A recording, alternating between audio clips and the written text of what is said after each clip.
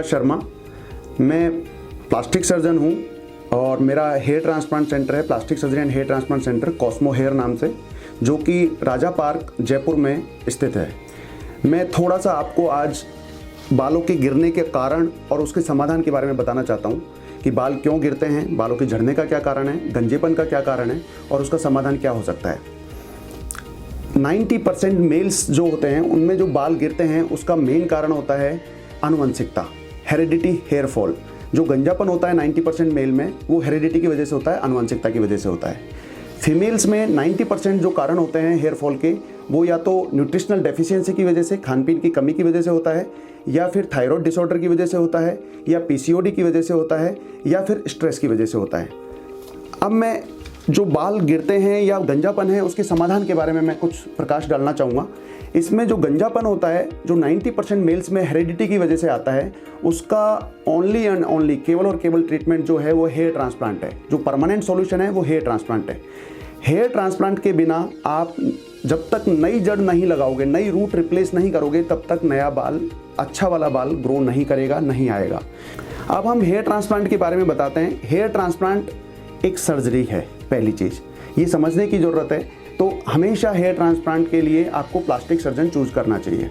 Hair transplant की जो अभी एट प्रेजेंट पूरे विश्व में जो तकनीक उपलब्ध है वो दो तरीके की तकनीक हैं। एक होता है FUT, जिसको कि फॉलिकुलर यूनिट ट्रांसप्लांटेशन बोलते हैं, और इसका दूसरा नाम जनरली हम स्ट्रिप मेथड भी बोलते हैं। दूसरी तकनीक जो है वो है FUE, जिसको कि फॉलिकुलर यूनिट एक्सट्रैक्शन बोलते हैं। ये दूसरी तकनीक है। दोनों तकनीक अच्छी तकनीक है, दोनों तकनीक का रिजल्ट बहुत अच्छा है।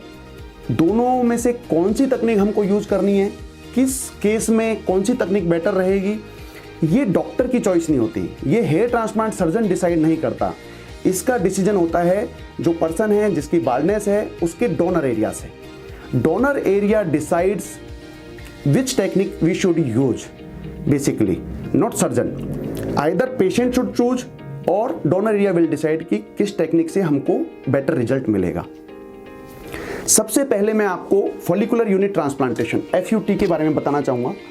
Basically hair transplant day care procedure है, जो कि जिसमें कि आपको भर्ती होने की ज़रूरत नहीं है, एडमिशन की ज़रूरत नहीं है।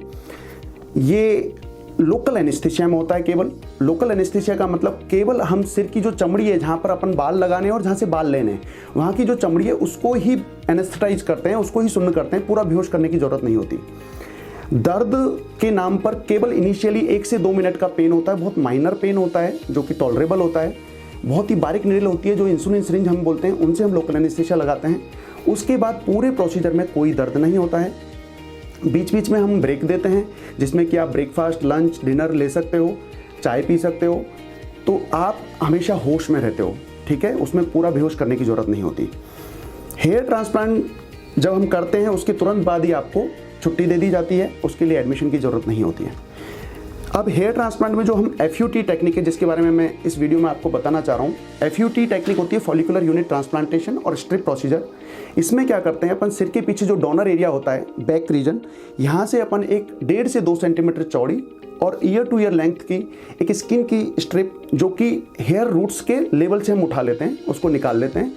निकालने के बाद जो गैप बनता है वहाँ पर, उस गैप को ट्राइकोफाइटिक क्लोजर से हम विद हेल्प ऑफ सूचर उसको बंद कर देते हैं। तो आपको क्या है कि पीछे अगर आप रेजर फेरोगे या बिल्कुल क्लीन करोगे तो आपको बहुत बारीक लाइन दिखाई देती है, या हम आजकल ट्राइकोफाइटिक क्लोजर से हम बंद करते हैं तो ना के बराबर वो दिखाई देती है। उस जो स्ट्रिप हमने जो ली है, उस स्ट्रिप में से हम एक एक ग्राफ्ट को सेपरेट करते हैं अंडर द माइक्रोस्कोप, और उन ग्राफ्ट्स को हम आगे इम्प्लांट करते हैं। तो आप सोचोगे कि आप इम्प्लांट कैसे करते हो, कहाँ डालते हो, तो हम जो रेसिपिएंट एरिया है जहाँ पर आपकी बाल्डनेस है, वहाँ पर स्किन में छोटे छोटे मेडिकेटेड जो निडल होती है, स्टरलाइज्ड निडल होती है, उनसे हम छोटे छोटे स्किन में छेद बनाते हैं जिनको स्लिट्स बोलते हैं, उनमें हम उन रूट को रिप्लेस करते हैं। हेयर ट्रांसप्लांट करने के बाद आपके सिर पे हम ड्रेसिंग करते हैं, पट्टी करते हैं। पट्टी जो डोनर एरिया है वहाँ पर हम एक ड्रेसिंग कर देते हैं, और जो इम्प्लांटेड हेयर्स है उनको अपन ओपन भी छोड़ सकते हैं, और एक स्पेसिफिक टाइप की ड्रेसिंग होती है वो ड्रेसिंग भी हम करते हैं जो कि चिपकती नहीं है, और दूसरे दिन हम उस ड्रेसिंग को ओपन कर देते हैं। जो ट्रांसप्लांटेड हेयर है उसमें क्या क्या प्रिकॉशन रखना है, इंपॉर्टेंट जो प्रिकॉशन है वो 2 प्रिकॉशन है। एक तो इम्प्लांटेड हेयर्स को टच नहीं करना है किसी भी चीज से। बेसिक जो प्रिकॉशन है, एक implanted hair should not be touched by anything for 10 to 14 days. Second precaution है, इम्प्लांटेड हेयर्स को हमको गीला रखना होता है, वेट रखना होता है फॉर 7 to 10 डेज। तो टच नहीं करना, इसका मतलब है हमको हेलमेट, कैप, टी शर्ट, बनियान, जो भी चीज़ सिर से होके निकले वो चीज़ 10 to 14 डेज के लिए अवॉइड करना चाहिए, पहली चीज़। दूसरी चीज़, कोई भी जिम एक्सरसाइज जो हैवी आउटडोर एक्टिविटीज़ है वो एटलीस्ट 2 वीक के लिए अवॉइड करना चाहिए, ठीक है। और हम 4 से 5 दिन सीधा सोने के लिए बोलते हैं। कई लोग कंप्लेन करते हैं, शिकायत करते हैं कि सर हमने वहाँ पे हेयर ट्रांसप्लांट कराया, हमारे किसी दोस्त ने वहाँ कराया तो उसके चेहरे पे सूजन आ गई। लेकिन मैं आपको एक चीज़ क्लियर कर देता हूँ, चेहरे पे पहली बात सूजन आना कोई साइड इफेक्ट और कोई कॉम्प्लिकेशन नहीं होता, इसमें डॉक्टर की कोई गलती नहीं होती है। सूजन आना अगर आप सावधानी नहीं बरतोगे तो सूजन आती है, स्वेलिंग आती है।